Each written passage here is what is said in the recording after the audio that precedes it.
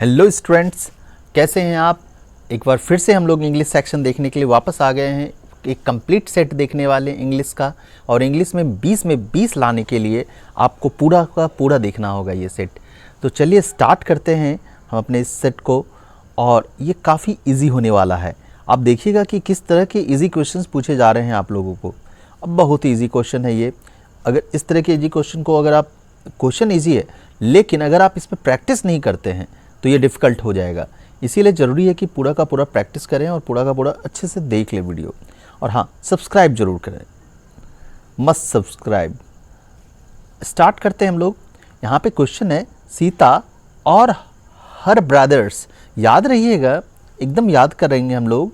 सीता और हर ब्रदर्स है, जब भी और वर्ड आ जाए तो हमेशा बाद वाले के अनुसार से वर्ब को लगाते हैं। बाद में आप देख रहे हैं ब्रदर्स है जो कि प्लुरल होता है। अब बताइए इसमें से प्लुरल कौन है। ये तो प्लुरल नहीं है, ये भी प्लुरल नहीं है और ये भी नहीं है, बस एक प्लुरल है आर। तो हो गया आर ही आंसर। बहुत ईजी है, ठीक है। आगे बढ़ेंगे हम लोग नेक्स्ट। अगला क्वेश्चन है हमारा। ये क्वेश्चन कह रहा है कि ये जो सेंटेंस आप देख पा रहे हैं, when shall our application be approved. When shall our application be approved, तो ये कब होगा, इसमें कौन सा टेंस लगाएगा आप। तो देखिएगा, आप देख के पता चल सकता है। सेल को अगर हम सीधा करना चाहें तो our application shall be approved हो जाएगा। और शैल बी अप्रूव्ड ये एक पैसिव वॉइस है। और किसका पैसिव वॉइस है? शैल विल में बी लगा के पैसिव बनाया गया। शैल विल प्लस V1 बताइए किसका होता है। तुरंत देखते के साथ पहचान गए आप, फ्यूचर इंडेफिनिट। एक बात याद रखिएगा, इस V3 पे मत जाइएगा, ये पैसिव वॉइस है, इसीलिए आपको थोड़ा सा कंफ्यूज कर रहा है ये। नेक्स्ट देखते हैं हम लोग। एक बात याद रखिएगा, स्ट्रक्चर याद है सिंपल फ्यूचर का या फ्यूचर इंडेफिनिट का। सब्जेक्ट के बाद शैल या विल, ठीक है। सब्जेक्ट के बाद शैल या विल, और उसके बाद क्या लगता है, ठीक है। उसके बाद लगता है आपका V1, है ना। शैल विल प्लस V1 लगता है। चलिए आगे बढ़ेंगे नेक्स्ट।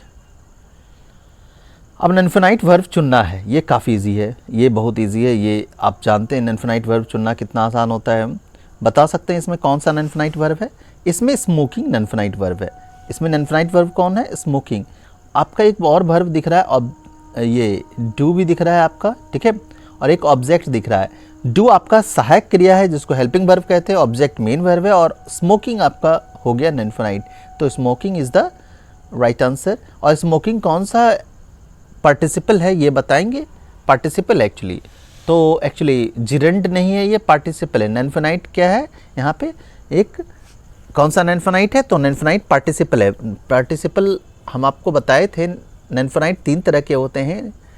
एक इन्फिनेटिव होता है, एक पार्टिसिपल होता है, एक जिरेंड होता है। जिरेंड भी V4 होता है और पार्टिसिपल में भी V4 आता है। अंतर दोनों यही है कि एक एडजेक्टिव की तरह यूज होता है और दूसरा नाउन की तरह यूज होता है। तो एक्चुअली ये पार्टिसिपल है या जिरेंड है, हमारा क्वेश्चन ये होना था। हमारा पार्टिसिपल है ये या जिरेंड है। तो स्मोकिंग क्या है देख के बताइएगा आप। तो देख के बताना है आपको स्मोकिंग क्या है। कमेंट बॉक्स में अगर कर सकते हैं तो ज़रूर कीजिएगा, ठीक है। एक्चुअली आपको थोड़ा सा हिंट मिल जाना चाहिए कि यहाँ पे आवर वर्ड यूज़ हुआ है। आवर एडजेक्टिव है, तो एडजेक्टिव के बाद क्या हो सकता है बताइए। Dash is considered part of a grammar, है ना। कौन ग्रामर का एक पार्ट हो जाता है। ऑफन हैज़ या हैव वेल एस्टेब्लिश्ड रूल और हाउ टू यूज़ इट टैम प्रॉपरली। तो एक्चुअली जो कि एक वेल एस्टेब्लिश्ड रूल है। अब इसमें से बताइए ग्रामर के पार्ट कौन है। तो आपको याद दिला दें, ग्रामर के 5 पार्ट होते हैं। ऑर्थोग्राफी, इटिमोलॉजी, पंक्चुएशन, प्रोसोडी और सिंटैक्स। अब बताइए, एक पंक्चुएशन हमको दिख रहा है क्या? बताइए पंक्चुएशन आपको दिखा क्या? पंक्चुएशन मार्क्स दिख रहा है ना, तो यही है हमारा। ये क्या है? ये है हमारा ग्रामर का एक पार्ट। अगला क्वेश्चन है हमारा, square bracket is generally used for. अच्छा, ब्रैकेट कब यूज होता है याद रखिएगा। राइटर्स अपने थॉट को दिखाने के लिए यहाँ पे स्क्वायर ब्रैकेट यूज करते हैं, याद रखिएगा हरदम, ठीक है। हमने आपको बताया था कि ब्रैकेट जब भी लिखा जाता है तो आफ्टर थॉट या थॉट को लिखने के लिए लिखा जाता है। राइटर्स अपने थॉट को लिखते हैं, क्लियर है। एडिटर्स भी अपने थॉट को लिखेंगे, या कोई सीरियस राइटिंग हो रहा हो तो उसमें बगल्स में लिख दिया जाता है, जैसे कि आप देखे होंगे बुक्स में ऐसा वर्ड यूज़ कर दिया जाता है HMMM, ठीक है। और उसमें बगल में लिख दिया जाता है कि वो अपने हाथ को क्रॉस हैंड करता है, ठीक है, और आगे बोल उसमें बता दिया जाता है। तो इसमें ऑल के ऑल होंगे, सारे के सारे होंगे, ठीक है। अब इस क्वेश्चन में कह रहा है which of the following can be used as cohesive device. Cohesive होता क्या है? कोहेसिव उसको कहते हैं जब सेम चीज़ को एक दूसरे से जोड़े रखे, उसको बोलते हैं कोहेसिव डिवाइस। और सेम चीज़ को जोड़ने का मतलब यहाँ पे क्लाउज से क्लाउज को जोड़ने का मतलब होता है, ठीक है। क्लाउज से क्लाउज को कौन जोड़ता है बताइए? तो कंजक्शन जोड़ता है। आपने कोऑर्डिनेटिंग कंजक्शन या सबऑर्डिनेटिंग कंजक्शन का बारे में सुना होगा, तो ये क्लाउज है, क्लाउज जोड़ता है। इसको कौन जोड़ता है? तो क्लाउज जोड़ता है। तो फटाक से बता दीजिए। तो यहाँ पे कंजक्शन आपके पास ऑप्शन है क्या? कंजक्शन के साथ एडवर्ब भी दे रखा है, वो भी होता है कहीं कहीं पे, ठीक है। तो चलिए, कंजक्शन हो गया, कंजक्शन एडवर्ब, आगे बढ़ेंगे नेक्स्ट। अब बोल रहा है क्या यहाँ पे, which marks is use to show excitement. Excitement में कौन सा मार्क्स यूज होता है बताइए? आप सुने जरूर होंगे, ओह, यस, है ना, हुर्रा वगैरह सब। आप जो खुशी हो के कुछ भी बोल जाते हैं एक्साइटमेंट में, कभी कभी एक्साइटमेंट उल्टा भी होता है, तो कुछ भी बोलते हैं एक्साइटमेंट में, वो सब के सब एक्सक्लामेशन मार्क्स के साथ आएंगे हमेशा, ठीक है। उसमें फुल स्टॉप नहीं आएगा, पैरेंथेसिस वगैरह नहीं, क्वेश्चन मार्क तो कतई नहीं, ठीक है, ठीक है। अच्छा, अगला क्वेश्चन हमारा है, my father burned his hand, he was lighting a candle. देखिएगा यहाँ पे, मेरे पिता ने अपना हाथ जला लिया, ठीक है, जिस समय वो कैंडल जला रहे थे। आप ऐसा बोलिएगा। और जिस समय का होता है वाइल, ठीक है, जिस समय का क्या होता है? वाइल, समझ गए? तो ये हो जाएगा, वाइल यहाँ पे लग जाएगा, समझ में आ गया? तो वाइल यहाँ पे लग जाएगा फट से। अगर वैन होता तो वैन भी यहाँ पे सटीक बनता है, एक बात याद रखिएगा हमेशा, ठीक है। अगला क्वेश्चन हमारा, did you go to the comic book story store yesterday?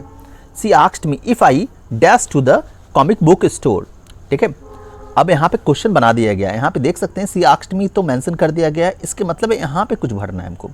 चलिए आके पता करते हैं। यहाँ पे डिड यू गो है, इसका मतलब है कि यहाँ सिंपल पास्ट है, सिंपल पास्ट बदल जाता है पास्ट परफेक्ट में, मतलब सब्जेक्ट के बाद V2 हो तो बदल जाता है subject plus had plus V3 में। अब बताइए, subject plus had plus V3 किधर दिख रहा है? सब्जेक्ट तो आई दे दिया है, हैड प्लस V3 कहाँ है? तो एक लौता दिख रहा है आपको, दो है, दो, एक यहाँ है और एक यहाँ है। अब बताइएगा यस्टरडे को किस में बदला जाता है? तो प्रीवियस डे में, तो ये वाला गलत हो जाएगा और लास्ट 4th नंबर सही हो जाएगा। क्लियर है? अगला क्वेश्चन है, द टीचर सेड, टीचर कहते हैं धरती, है ना, the earth dash round the sun. अब बताइएगा, टीचर कहेगा तो एकदम कहने दीजिए, टीचर सेड, है ना, और अर्थ मूव्स का मूव्स ही रहेगा, रिवॉल्व नहीं होगा, रिवॉल्व्स का रिवॉल्व्स ही रहेगा, क्योंकि ये एक यूनिवर्सल ट्रूथ है। क्लियर? रिवॉल्व्ड, यहाँ पे रिवॉल्व तो होना ही है, विल काहे लगेगा, है ना, रिवॉल्व्ड खत्म हो जाएगा ये सब, विल तो लगाने की ज़रूरत ही नहीं है, यहाँ पे विल लगाने की कोई मतलब नहीं बन रहा है, ठीक है। अब जो है अगला क्वेश्चन है हमारा, विच of the following indicates the longest pause. Longest pause कौन बताता है? एक बात याद रखिएगा, डैश से लॉन्गेस्ट पाउज को शो करते हैं हम लोग, है ना। कई बार जो है ना, मतलब कुछ और एग्जाम्पल्स देना होता है तो हम लोग डैश दे के एग्जाम्पल देते हैं आगे, तो डैश दे के रुकते हैं, थोड़ा सा पाउज लेते हैं, फिर आगे बढ़ते हैं। तो लॉन्गेस्ट पाउज डैश से होगा, ठीक है। इफ़ आई इनहेरिटेड $1 बिलियन, मतलब माँ बाप दादा का $1 बिलियन होता, I dash to the moon, अच्छा तब हम मून पे जाते हैं, है ना। इफ़ यहाँ पे लगा के बता दिया है क्या भैया, पास्ट टेंस है और कल्पना हो रहा है।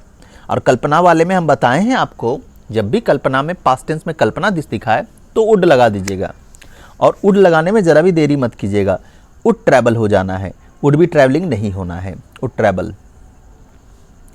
अगला क्वेश्चन हमारा, किक द बकेट। अच्छा, किक द बकेट का मतलब होता है क्या? ये थोड़ा सा अनयूजुअल है, याद रखना होगा, आपको याद रखना होगा। किक द बकेट का मतलब होता है टू डाई, ठीक है। हाँ, क्या मतलब होता है? टू डाई, याद रखना होगा, ये रटने वाली चीज़ है। मतलब अब सीधा मतलब है कोई बाल्टी को लात मारा, मतलब वो मरना हुआ उसका मतलब। बाल्टी को लात मारने का मतलब मरना।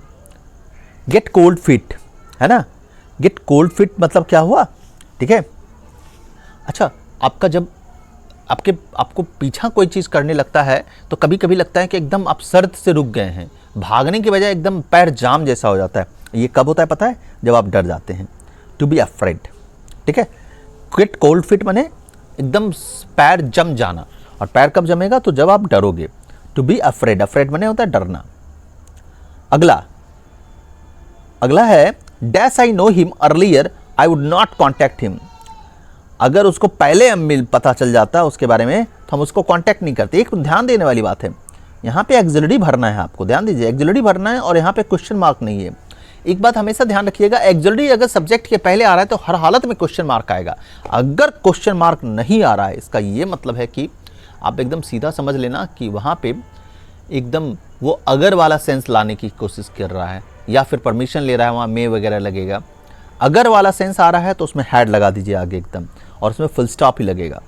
चलिए, हैड है हमारे पास ऑप्शन, तो है लगा देंगे हैड, समझ गए।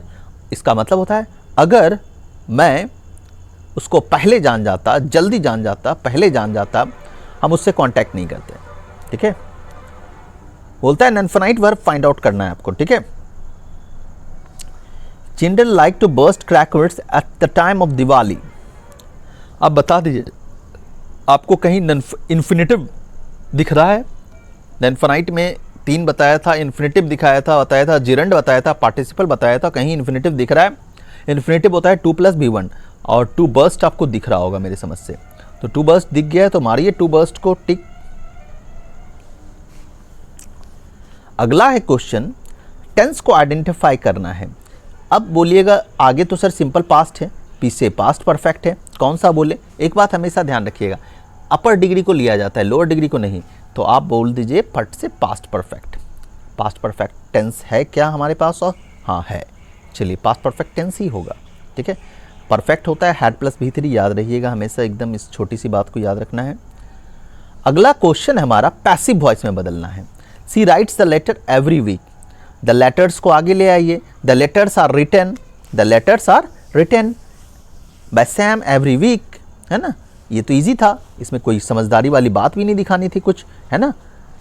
एकदम देख सकते हैं डायरेक्ट ऑब्जेक्ट दिख गया है, सब्जेक्ट दिख गया है, मेन वर्ब को आप लगा दिया यहाँ पे। अगला क्वेश्चन है हमारा next, a tale of 2 cities. अब बताइए, ए टेल ऑफ 2 सिटीज़ आपको समझ में आ चुका होगा, एक बुक का नाम है। अब बुक का नाम है तो 2 सिटीज़ रहे या 75 सिटीज़ रहे, कोई मतलब नहीं है, सिंगुलर है, लगाइए सिंगुलर, सबका सब तो प्लुरल है, ये भी प्लुरल, ये भी प्लुरल, ये भी प्लुरल, है ना, सबका सब प्लुरल है, बस एक ही तो सिंगुलर है, इज़, लगाइए ये सही ऑप्शन हो गया। अच्छा, अगला क्वेश्चन है हमारा, इस क्वेश्चन में देख सकते हैं आप, यहाँ पे बोला गया है the front part is used for craving the lines and the back end for scratching of whole areas. देखिएगा यहाँ पे ऑफ होल एरियाज ना होगा, स्क्रैचिंग होल एरियाज होगा, ठीक है। स्क्रैचिंग होल एरियाज होना है, ऑफ होल एरियाज करके ये गलत हो गया, और बताएंगे कौन सा पोर्शन में है ये, यहाँ पे गलत है, ठीक है। अब क्वेश्चन ख़त्म हो चुका है हमारा, 20 क्वेश्चन है इस सेट में, और अगला सेट फिर से हम लोग थोड़ी देर में देख सकते हैं, ठीक है। अभी इतना ही रहेगा, बाय, सी यू अगेन।